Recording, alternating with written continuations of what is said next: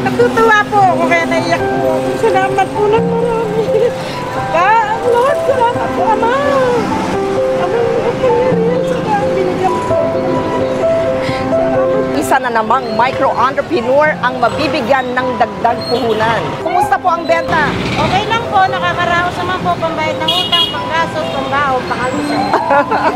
Ilan po ang anak po ninyo? Yan po. Siyam! At nabuhay niyo silang lahat, yung siyam na yon, sa panininda ho ninyo dito. So ilang taon na ho kayong nagbibenta? Bata pa po ako na umpisa po akong maghanap buhay para sa pamilya. Magkano ho ang puhunan ninyo nung nag-uumpisa ho kayo? Nung umpisa po ako, nangutang po ako, 5,000. Umutang kayo ng 5,600, nagbabayad kayo ng 5. Araw-araw. Kailangan po kasi buwan-buwan may binabayaran kami bahay. Aling Crispina, gusto mo ba ng dagdag puhunan? Dagdag punan?